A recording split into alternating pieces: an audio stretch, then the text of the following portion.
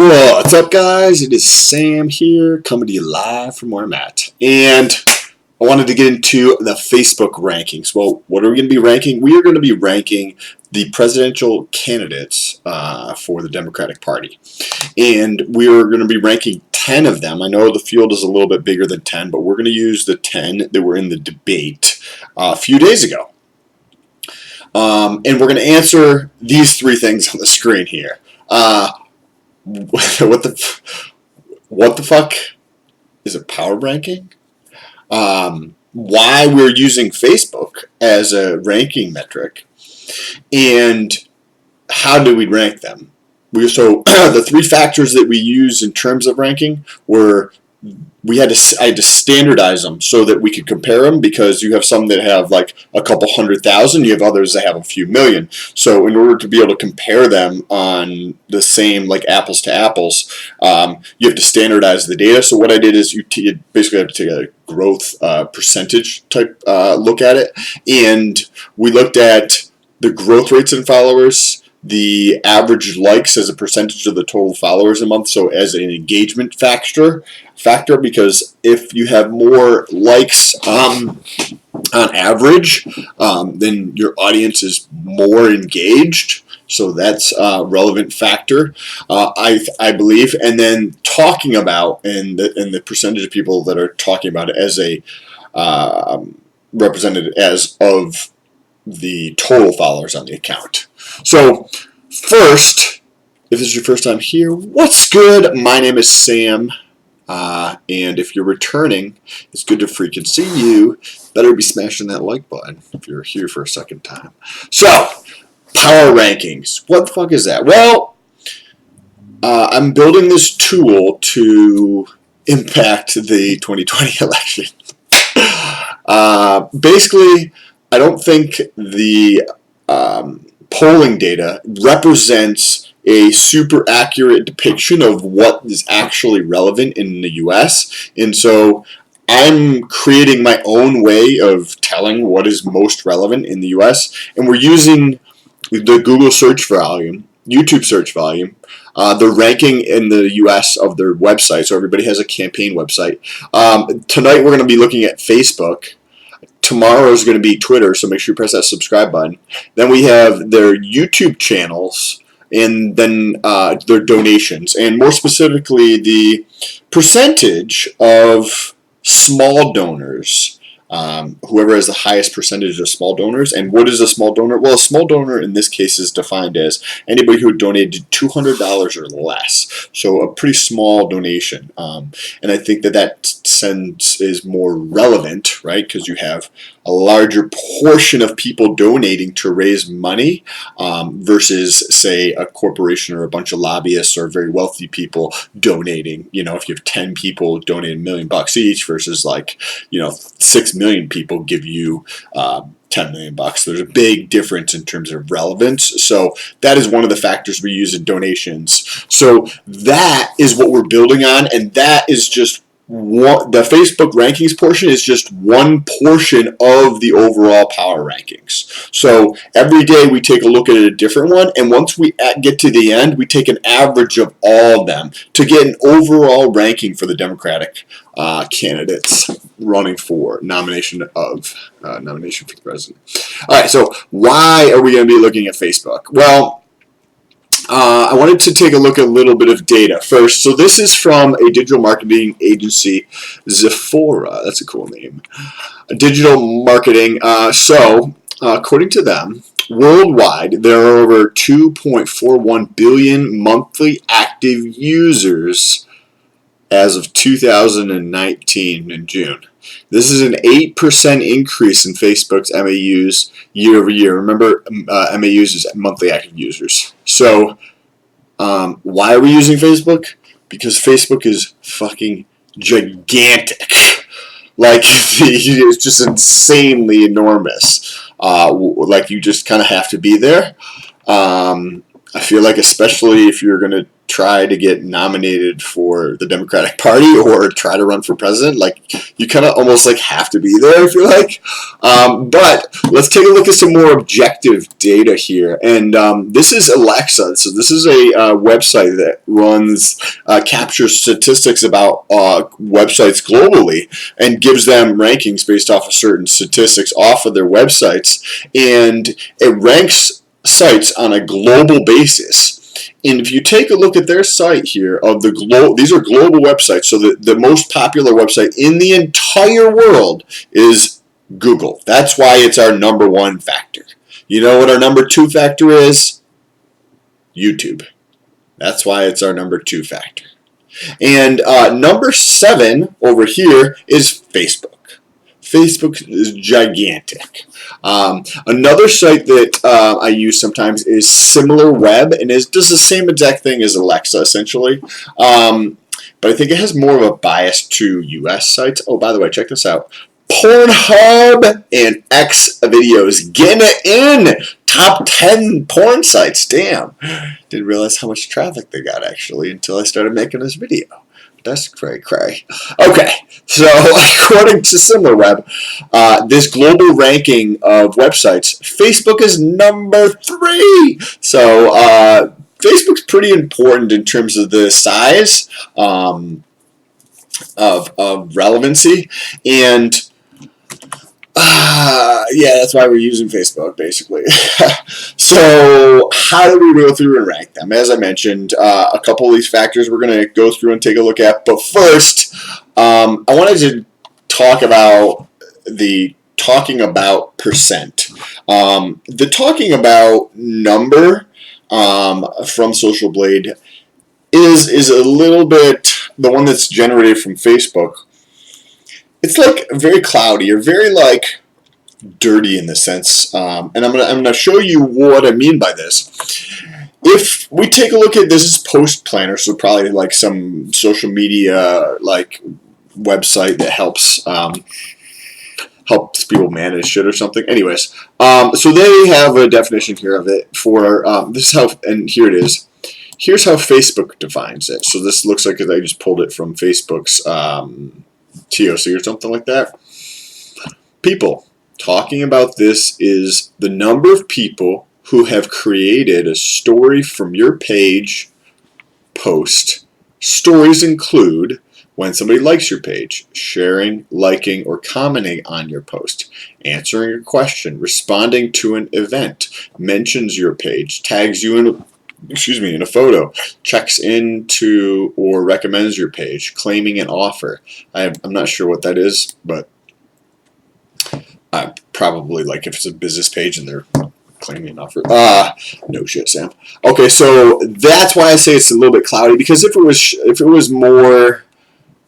was like basically just commenting, I feel like that would be more relevant. But there's so many things that are captured there, I don't think it's. Otherwise, I would have given it more weighting in the overall when I gave it a ranking. And this is the site that I use for all of these social data. This is called Social Blade. So they rank people on different social platforms. Their API for Instagram has been down for quite a while now. They should get that shit fixed. So you can't really track Instagram. Otherwise, I would be including Instagram in these rankings as well, because I do think Instagram is very relevant. Anyways, we got our buddy up here, Joe Biden. Look at that! Look at that smile he has. Okay, let's take a look. So this is where we got, right? This is the talking about number that we got as of 9/18. Today is 9/18 at 11:17 p.m. Okay, so my neighbor's probably getting pissed that I'm yelling so loud.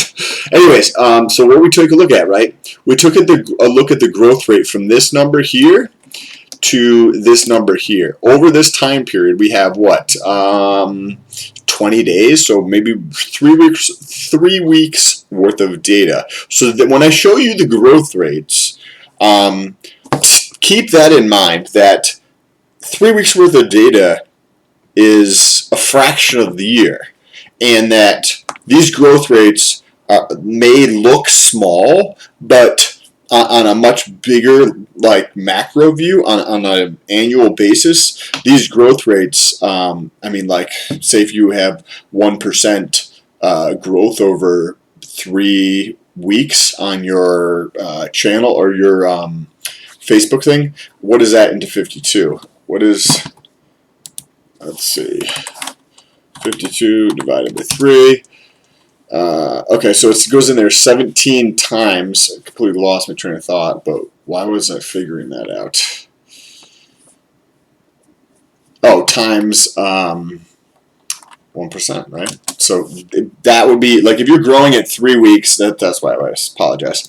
If you're growing at like 1% over this period, right, then that means that on an annual basis, you're going to be growing at over 17%. So some of these numbers are going to appear very, very small, but remember, this is in the micro. So you got to take that into consideration when you look at these, or you talk about them, because if we're talking about, people could see this data and just think it's on an annual basis, and that would be a completely wrong assumption that I don't want to make sure that is corrected now, so nobody thinks that I'm trying to say something else. Next, we took a look at the total average right here. We have the total average likes on a page. We took a look at, and then we stacked ranked all of these together and figured this out. And this is what we came up with. So I want you to take a look at this. Clearly, I've circled some stuff here. I just found out that I could do that, so expect more of that in future videos. By the way, I'm going to answer some comments after I finish everything up, so stay tuned for the end when I answer some comments. And if you want to get your question answered, it has to be fucking pretty probably thoughtful and or funny for me to answer it on here, but I will scroll through, and if it catches my attention, I will definitely do it. Okay, so let's take a look here. Andrew Yang. Number one, first of all, right here, we have Andrew Yang coming in at number one on Facebook when ranked against those factors. That's insane. I feel like Andrew Yang is super underdog from the sense of what's going on with the polling data, but a lot of the data we're looking at in our power rankings. By the way, stay tuned for that if you're interested in any of this. I use the same type of analysis for all those other videos. So we're showing that actually Andrew Yang is doing substantially better than the polling data suggests. I think he was like 1 or 2 in our Google rankings, 1 or 2 in our YouTube rankings, 1 or 2 in the website, first in the website rankings. So if you want to watch any of those videos, I just put those out in the last couple of days, so just check back on the channel. But he's doing substantially better in our rankings so far than what's indicated by the polls here, which is kind of insane. Okay, and if you look at the growth rate, remember what I said. Okay, so I said this times 17.33. On an annual basis, he's growing at 187% on an annual basis. That is insane.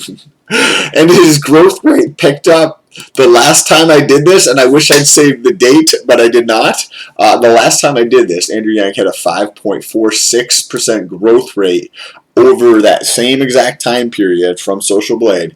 And his growth rate's almost doubled. That's what I was drawing your attention to. However, Pete's has more than doubled, so like I'm going to definitely call that out because that's a nice job there. But pretty much everybody else, yes, some people have grown, like Amy's practically tripled, but I don't think that like this is going to be super impactful, like a 1% growth rate, although it is 17% on an annual basis. It's just, I think she's just not in terms of relevance of a lot of these people. Like basically all 5, she doesn't even have as much relevance, I feel like, as Cory Booker in most of what we're looking at. If anything, she goes back and forth between Cory Booker.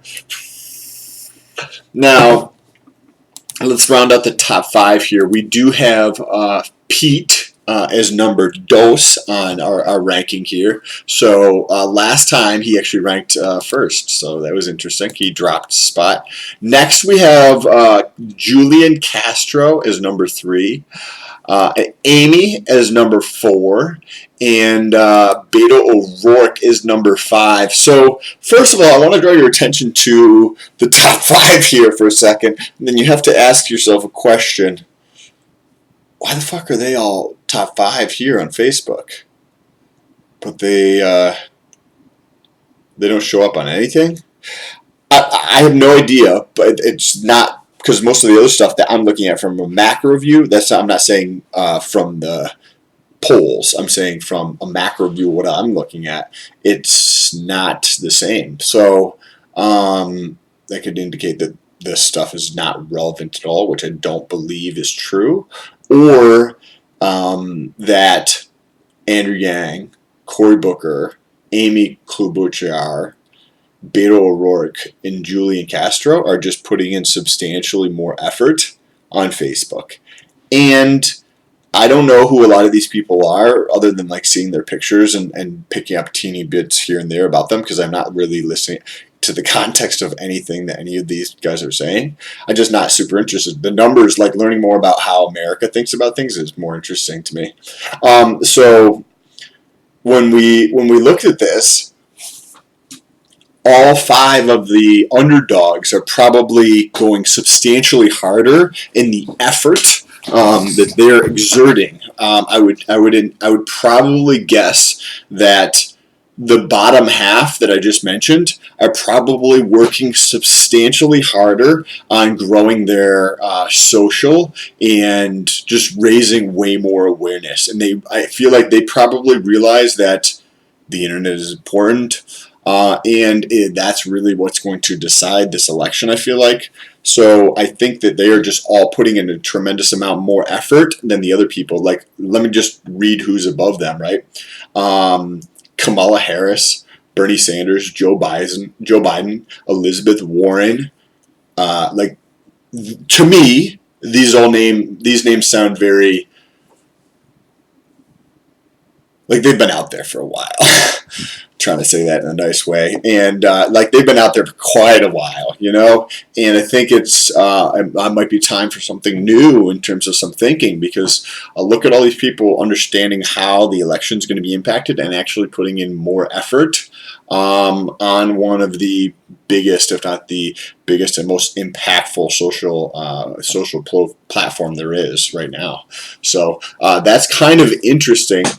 Let me know what your thoughts are down below. And we have Andrew Yang, who showed up. Look at that. He's just saying thank you. Thank you for supporting this video by pressing the like button. That's what he just didn't say, that portion of it. He told me to tell you that, though. Okay, so now we're going to take a look at what we have over here in blue. We're going to take a look at the gains and losses. So what is that? That's the ranking from the last time I did this. If you check the channel, it's probably about 2.5, 3 weeks ago versus now, and what the difference in terms of the ranking, like who's gained and who's lost in this battle. So we circled them here, but let's take a look, because I think this is a much easier way of actually looking at the data. And we can see that here is the center line. The center line represents 0, and things to the left over here is obviously negative. To the right is positive. So Elizabeth Warren gained 1 spot in her ranking. So kudos to Elizabeth. Bernie Sanders lost the worst. He lost 2 spots, and Pete lost 1 spot. So I did see Pete's trending down in the other data that I was looking at, so that was kind of predictable. And Bernie Sanders, I feel like something got announced where he was like canceling some stuff recently. So I think that may have I think he was like resting his throat or something after the debate, and he canceled something that I read like on Monday and Tuesday events or something like that. So I think that could potentially, like, if everybody else is going hardcore for 2 days and that's 48 hours, I think maybe that could have impacted it. I don't know how, like, we'd have to test it to see if take 48 hours out and see if it impacts your numbers. Now try it again and go all in for 48 hours and see if you can impact the numbers. That would be something interesting to test out. Anyways, so The next thing we have coming up is our Twitter ranking. So if you want to, well, let's just wrap this out real quick. So the top 5 again is Andrew Yang, Pete Buttigieg, Julian Castro, Amy, and then we have Beto O'Rourke. And then tomorrow we have coming up our Twitter ranking, so make sure you press that subscribe button. And if you want to support the channel, share this video with somebody. Like, I'm trying to get the message out, like what I'm doing here, but I can't do that without you. So if you found any value in this video, share it with somebody. Share with somebody, you know, who you think is actually going to get value from it. Like, take a second and think about who do you know that may get value from just this different way of thinking about things and this different perspective at taking a look at what's happening in the world around us and using the data that we readily have to try to understand or get a better grasp of what is actually happening versus just what people are telling me. When I went through to do my CFA, which is a Chartered Financial Analyst, it's 3 parts. It's very rigorous, and that is one thing that when you're doing research, is the closer you can get to the origination of the data, the less like cluttered it is, the less opinion is attached to it. So instead of using a talking head, right, or an expert or polling data to try to understand what is going on, I think we can use some of the things that we take a look at here to see what's actually going on. You can let me know down below, and if you agree with that, then share this video with somebody. It really does help out the channel. If you don't want to do that, make sure you smash that like button. That also tremendously helps out the YouTube algorithm, and I would greatly appreciate it. So now we're going to go over a couple comments here. So let's take a look here. This is from 18 minutes ago. Haven, right here, I can't say your name, but the analysis is awesome. Awesome. You're the man, Sam. I wish I could give you 1 million subscribers. Subscribe for stoled people, I think is what you meant. Thank you, brother. I appreciate that. I appreciate anybody who, even if they don't like the videos, for taking the time to watch the video in the first place, but especially for leaving awesome comments. Not just because that he's telling me how awesome I am. Like, that's always nice to hear, right? Like, clearly. But more so that the comments in general around these videos I've been putting out are very, very positive. They're thought-provoking, and the people who are writing them are taking their time to actually put down something of like, not just like an emoji or like fucking 2 words. Well, there's some of that on some of the content I have around other things, but the comments around these videos is just tremendously more thoughtful. So that is awesome. Let's go down a little bit more. Let's see what this one says. Okay, so this is Freelance. He says, anything to do with Yang Gang and Andrew Yang, you'll get lots of views, because watching Yang is like watching a sporting competition and who you want to win. So Freelance, that's a good one. I like that. As you can see, I responded to that earlier. By the way, I'm the one who's responding on my cell phone, like during the day while I'm at work. So so give me a thumbs up for that. Between what I'm doing, clearly I'm working very hard. So thumbs up for that.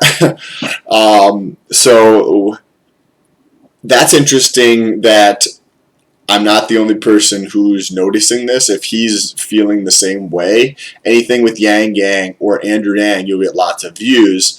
I think he's also seeing something, and his intuition is telling him like something's happening, and this data is kind of helping to validate that. I hope for you, Lance. And then the last part, the analogy thing, I think is kind of interesting because, yeah, it's like a sporting competition, but I think the competition is a little bit different this time, because I feel like what Lance might be trying to say is that when you're watching Andrew Yang and you're just waiting for the interviewer to just say something that's just, is just like retarded, but like it's as a question, like trying to bait somebody into doing something, and it's just so clearly evident what exactly is happening, and to rise up and like do the right thing and just like call them out and bring it back to reality about things that actually matter and taking the fucking drama out of it. I think that is actually the competition that he is talking about, that he's rooting for, is that true nature of what's happening, where you have that ability to draw, like, focus on the things that are important and valuable, not on the rest of the garbage that's just going to waste time and money. And I think that's what the competition is about, that Lance is talking about. Let's get to one more question. Okay, this one that was from him as well. So let me check somebody else. Okay, so we still let's see what this guy says. You still can't get on the train with open borders. I have no idea what you mean by that, Star Trek theory, at all. Searches on Google equal most elderly people on YouTube equal younger and more intense fans. That's definitely possible. I wouldn't say that the age group using Google is mostly elderly, honestly. I mean, it's the #1 site in the entire world, so I think it's probably pretty representative of like what's happening.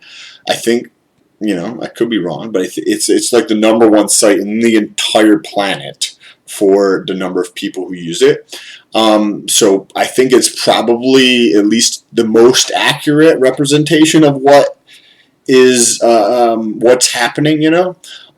Because so many people use it. It could be skewed one way or the other, but I just don't have any data to show that or not. And then YouTube's younger and more intense. I think I do remember reading about YouTube that YouTube is actually more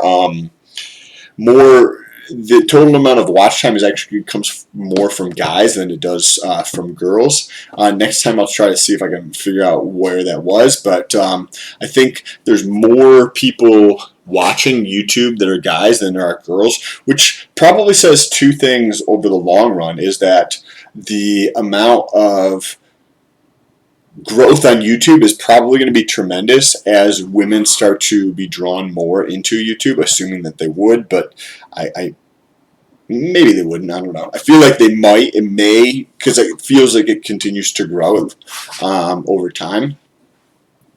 But I do think that the people on YouTube sense that something's going on, and they do definitely seem more intense. The engagement from these videos is tremendously higher than it is for the videos that I was making before this. I'm still throwing out some other videos in and testing stuff and always trying to create new creative, but these videos I'm getting tremendously more engagement. So first of all, thank you, because that is tremendously rewarding, putting out something and then having other people enjoy, like hopefully watching it, and just you know what I mean, you watch the view count grow, and that's rewarding. And then especially when you're getting some positive feedback where people just leave thoughtful comments or insightful information for you. You know what I mean? It's just thought-provoking. I really do appreciate that.